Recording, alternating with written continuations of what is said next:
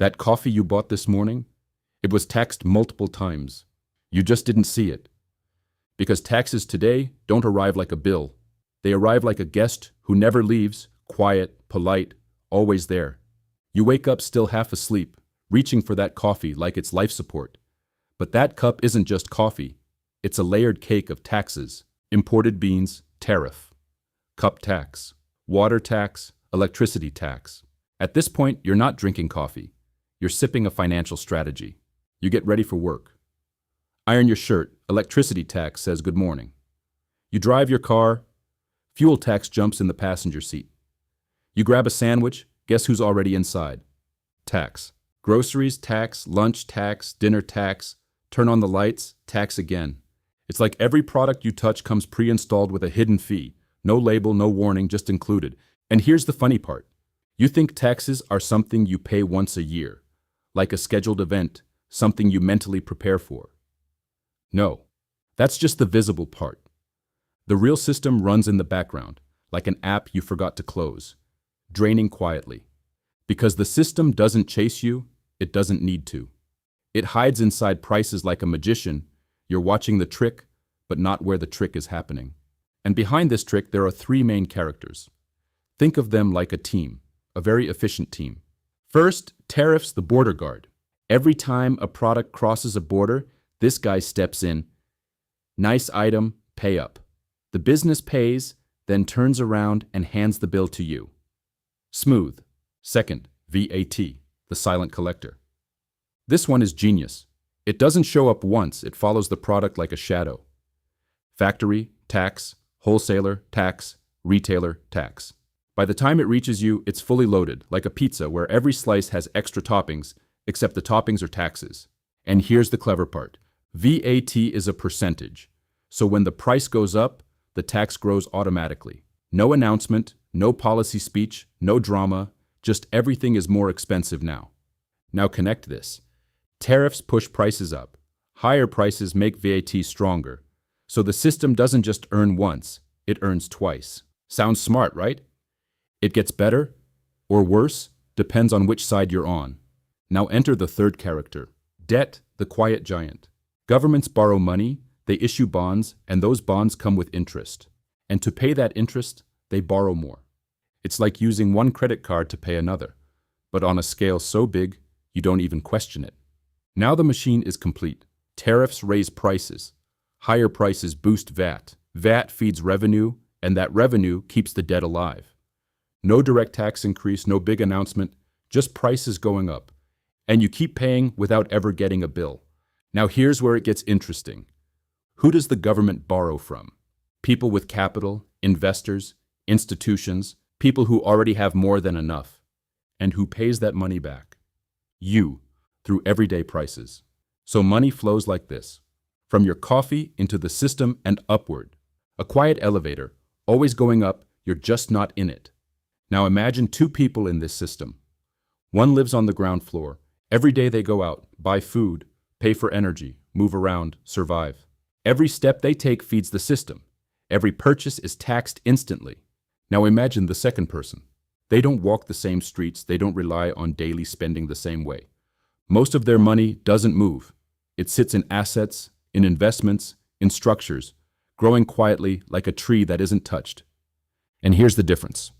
The first person pays tax every time they live. The second person often pays tax only when they decide to move. One is taxed continuously, the other selectively. It's like one side is paying rent to live in the system, and the other side owns part of the building. Same rules, different experience. Same system, different pressure. And here's another layer most people never see. Because some players in this system don't just move differently. They play a different game entirely. They use what you could call financial shields, structures designed not to break the rules, but to bend the outcome. One of those shields is something called a trust. Think of it like a legal ghost box. The money is there, but not really in your name.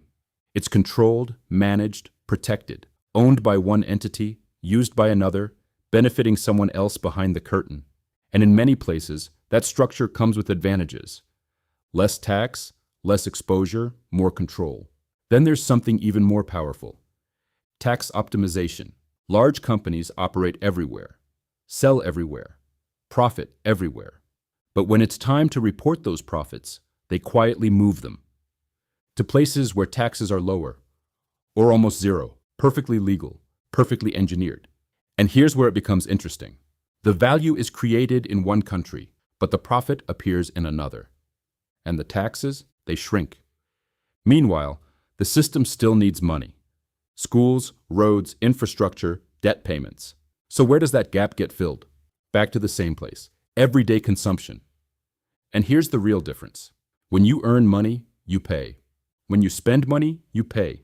But when wealth grows quietly inside assets, often nothing happens. Not until it's sold. So someone's wealth can grow for years, even decades, without being taxed the same way, while every small purchase you make is taxed instantly. Now you might ask, if this is so obvious, why does the system work this way? Why doesn't it change? There are a few reasons, and they're not as complicated as they seem. First, stability. People might stop buying a new car, but they don't stop buying food. They don't stop using electricity. So consumption taxes keep money flowing, even in a crisis. Second, efficiency. Instead of chasing millions of individuals, the system lets businesses do the work. They collect the tax, they pass it along. Simple, fast, cheap. And third, the most important one, visibility. When tax is taken directly from your income, you feel it, you see it, you react to it. But when it's hidden inside a price, you don't blame the system. You blame the store, the market, the economy, and that makes the system almost invisible. Stable, efficient, invisible. A perfect combination, almost like a cheat code. But there's a trade-off, because if the system runs on daily spending, then it runs on you. You are the fuel, every purchase, every step, every decision. So the real question is not just how the system works, it's this. If you're the one powering it, do you know where it's taking you? Or are you just a passenger on a journey where the destination was decided long ago?